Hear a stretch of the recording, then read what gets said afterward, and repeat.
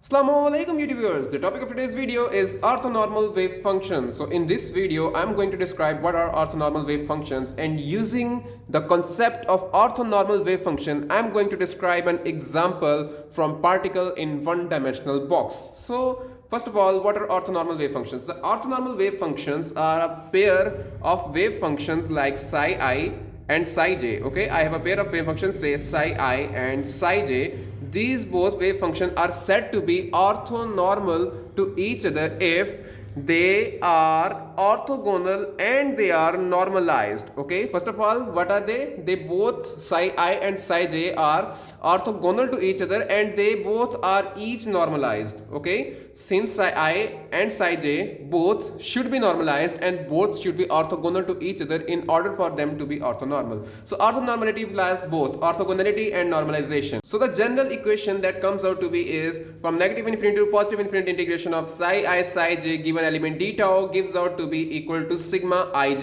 Here sigma ij is Kronecker's delta. That says if my I and j are equal to each other, if I and j are equal to each other, then answer of this comes out to be equal to 1. I and j equal means that psi I and psi j, both of these wave functions are normalized wave function. Okay, and if I have an answer equal to 0, if I have an answer of this part of equation to be equal to 0, say I have sigma ij equal to 0. So if I have 0 here, then I is not equal to j, means that my wave functions are orthogonal to each other. So this is the general equation that implies the orthonormality, means that my wave functions are normalized and orthogonal in these cases. So now moving on towards an example, towards a question in which for a particle in a box we have the value of psi to be equal to under root 2 over a sine n pi x over a. So this is the value of psi that we are given, and secondly what we need to do is to show that psi 1 and psi 2 are orthonormal. So to show that psi 1 and psi 2 are orthonormal, first of all we need to prove that psi 1 is normalized and psi 2 is also normalized, and then we need to prove that psi 1 and psi 2 are orthogonal to each other. Okay, so first what we need to do is to prove that psi 1 is normalized. So normalization means that if I have from minus infinity to positive infinity psi 1 hysteric d of tau, that should be equal to 1. And similarly if I have psi 2, then the normalization means from minus infinity to positive infinity psi 2 hysteric should be equal to 1. Okay, and the orthogonality applies if I have from minus infinity to positive infinity psi 1 and psi 2 d of tau, then it should be equal to 0. And similarly if I have from minus infinity to positive infinity psi 2 psi 1, then d tau, and it should also be equal to 0. So now what I'm going to do is to write the value of psi 1 and psi 2. So psi 1 has a value according to this equation and becomes in place of n, what I'm going to write is 1. So psi 1 becomes 2 over a sine pi x over a, and similarly if I have got psi 2, then psi 2 should be equal to under root 2 over a sine 2 pi x over a. So this is the value of psi 1 and psi 2. So now what I'm going to do is just to prove that my psi 1 and psi 2 are normalized. So first of all I'm going to prove psi 1 to be a normalized function. So following the condition for normalized, that says I have from integration from 0 to a, as you are given the integration from 0 to a, the limit, the boundary is from 0 to a. So I have 0 to a. Okay, for psi 1 hysteric dx is equal to 1. Okay, this is my condition for normalization. So I'm going to prove it. So let's just plug in the values here. From 0 to a, I have under root 2 over a sine pi x over a. Okay, so now I'm going to plug in the value of psi 1 hysteric. So psi 1 hysteric will have the same value here because we do not have any iota. So psi 1 hysteric will also have the same value here. Okay, so taking under root 2 over a, under root 2 over a out of the integration, and it becomes under root 2 over a squared. From 0 to a, I've got sine into sine, sine squared theta, and in place of theta I have pi x over a, d of x. Okay, and here is also d of x. So what I'm going to do now is just to take pi x over a to be equal to y. Okay, let's take pi x over a equal to y. So now taking derivative on both side, I get pi over a d of x is equal to d of y. Okay, so what I've done is just taking the derivative on both sides. Since pi over a are constant, so I have not taken derivative of these, so derivative is onto the variable x, and here is equal to dy. So I'm going to find the value of dx now. So this a will go here and pi will come here, so dx will become equal to a over pi dy. So this is the value of dx. Okay, so now what I'm going to do is, I'm going to plug in the values. This square will cut down with this under root, and my answer is 2 over a from 0 to a integration sine square, and in place of pi x over a I am going to write y, since I have taken pi x over a is equal to y, and in place of dx what I am going to write is the value of dx, that is a over pi dy. Okay, the next thing is I am going to take a over pi common. Okay, taking a over pi common, it becomes a over pi is in the common, and I have integration from 0 to a sine square y dy. Okay, so this is how my equation has become, and the next thing I'm going to do is to apply a formula here. Okay, let me just apply the formula here. The formula says that if I have sine square y, okay, if I have sine square y, then it should be equal to 1 minus cos 2y divided by 2. 1 minus cos 2y divided by 2. This is the formula that I am going to use here, that I am going to apply here. So applying the formula here, my equation becomes 2, and this a will cut down with this will come 2 over pi. So here I have got 2 over pi, and integration is from 0 to a, and in place of sine square y I am going to write in place of sine square y I am going to write this. Okay, I want the formula, so just 1 minus cos 2y divided by 2. Okay, and this one, and here is my dy. So the next thing I'm going to do is, so now taking this 2 out of the integration, I get 2 over pi multiply 1 over 2 integration 0 to a 1 minus cos 2y into dy. So now I'm going to take the integration of this part here, and the integration of this part, and here 2 will cancel out with this one, and 1 over pi, and integration of this part comes out to be just like this, since dy is being multiplied here and here. So integration first of all will go on to here 1 dy minus integration will also be applied to here 0a cos 2y dy. Okay, so that's my integration. So what I'm going to do next is to apply the integration, and as you know, the integration of 1 is y. The integration of this part comes out to be equal to y, because as you know, I can write 1 dy, here's the integration, I can write it as y raised to power 0 integration dy. Okay, and then it becomes the formula of integration 0 plus 1 divided by 0 plus 1, and it becomes y. So here's the integration of y minus cos 2y dy. So the integration of cos 2y, what becomes the integration of cos 2y? The integration of cos 2y is sine 2y divided by 2. So this is the integration, and the next thing that I have is from 0 to a. Okay, so what I'm going to do is just to plug in the value of y. What we have the value of y, we had the value of y to be equal to pi x over a. Okay, that was the value that we have taken in the start. Okay, so y was equal to pi x over a. Let me show it to you.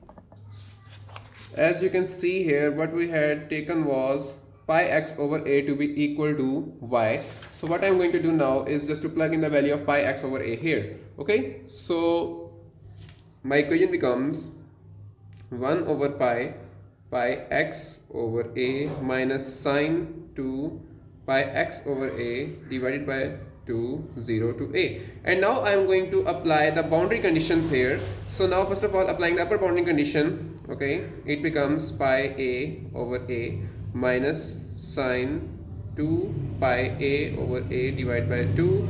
Okay, and the next thing is minus, and now I'll apply the lower limit, pi 0 over a minus sine 2 pi 0 over a divided by 2. So as you can see here, this a will cancel out with this one. Okay, so I get 1 over pi into pi minus, and this a will cancel out with this one, and I have sine 2 pi. As you know, the answer of sine 2 pi, sine n pi is equal to 0. Okay, as you know that sine n pi is equal to 0, so here sine 2 pi will also be equal to 0, so this part becomes equal to 0.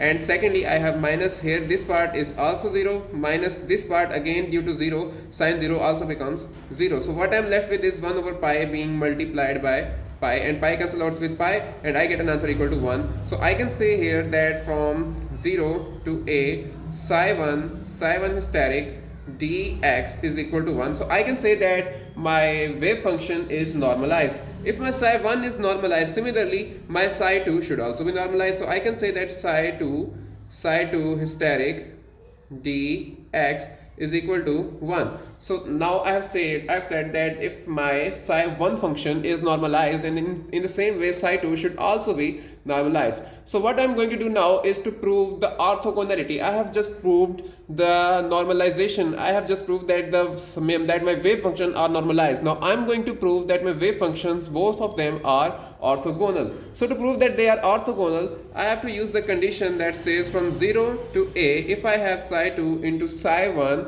d of x, then it should be equal to their values. Okay, psi 2, what is the value of psi 2? The psi 2 has a value of under root 2 over a sine 2 pi x over a, and similarly psi 1, it has a value of under root 2 over a sine pi x over a. Okay, and here it is dx, and there it is the dx. So the next thing is, as you know that under 2 over a and under root 2 over a goes out of the integration and forming the square.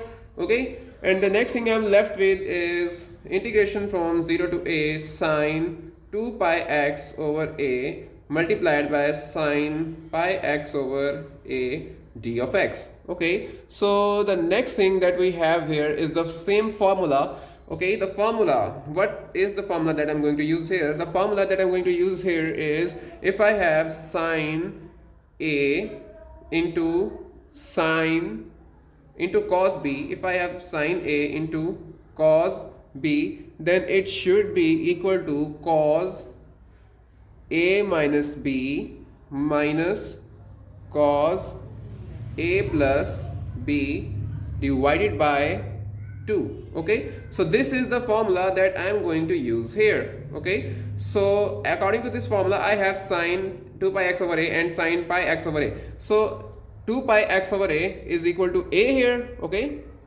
so what I'm going to do is just to write the formula. First of all, square cuts down with this, and I have 2 over a. Okay, and I have integration from 0 to a, and I will apply this formula here, and applying this formula I can write cos a minus b. Okay, as you know, in place of a I have 2 pi, so I'm going to write 2 pi x over a minus, and in place of b I have pi x over a.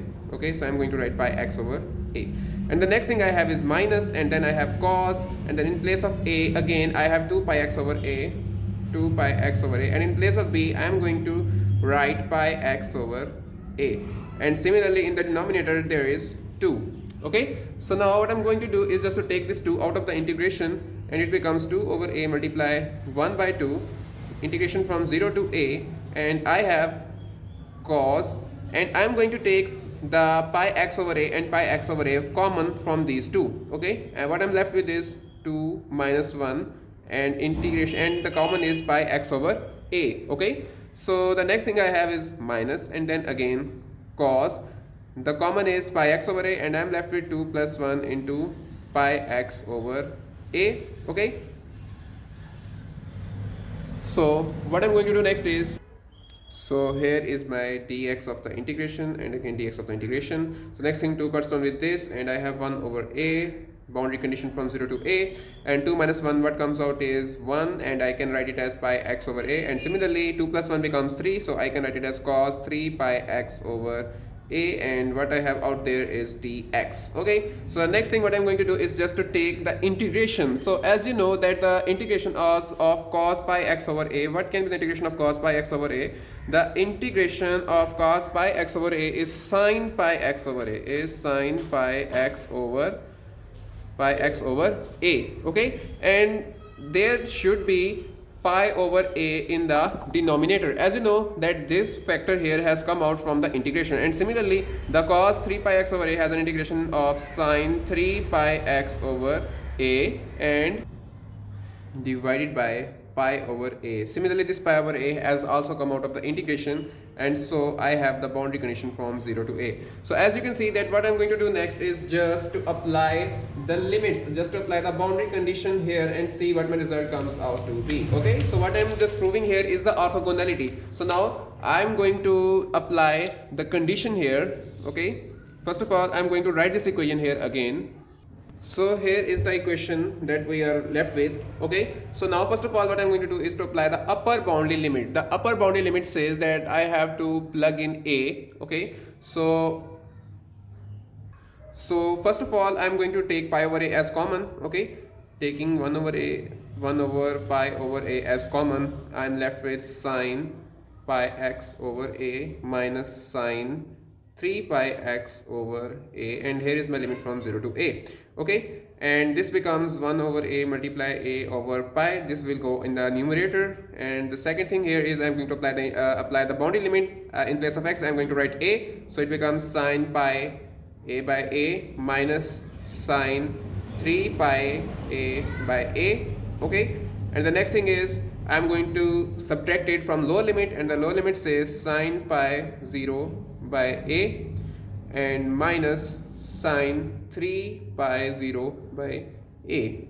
Okay, so that is my lower limit. Here a cancels with this, I got 1 over pi, and here as you can see here that all of this part becomes equal to 0. As you know that sin pi, okay, as you know that here a will cut down with this one. Okay, this a will cut down with this one. As you know that sin pi is equal to 0. Okay, you know that sin pi is 180 degree and it is equal to 0, and similarly sin n pi should also be equal to 0. So here I have sin pi, this is equal to 0. Again here is sin 3 pi. Okay, sin 3 pi is again equal to 0, and what I have got next is sin pi 0 by 0, then this is 0 by a, then it also becomes 0, and here I also have got sin 0 which is also equal to 0, and the answer of this part becomes equal to 0. So when 1 over pi is being multiplied by 0, then the answer comes out to be equal to 0. So I can say that my integration from 0 to a psi 2 psi 1 dx is equal to 0. So I can say here that my both of the wave function are orthogonal to each other. So what I have done is just proved that my wave function is orthogonal. So I can write that these two wave functions are normalized and also orthogonal, so I can call them the orthonormal wave function. Okay, so what we have done, we have just first shown that my both wave functions are normalized, and then what we have shown that both of these wave functions are orthogonal. So we have proven that my wave functions are normalized and also orthogonal. So the such wave functions that are normalized and also orthogonal, such wave functions are called the orthonormal. Okay, such wave functions which are normalized and also orthogonal are called orthonormal wave function. Okay, these, what are these called? These are called the orthonormal wave functions. Okay, so that was all for today's video. Inshallah, see you in the next video with a new topic. Okay, thank you and Allah Hafiz. Do not forget to subscribe the channel.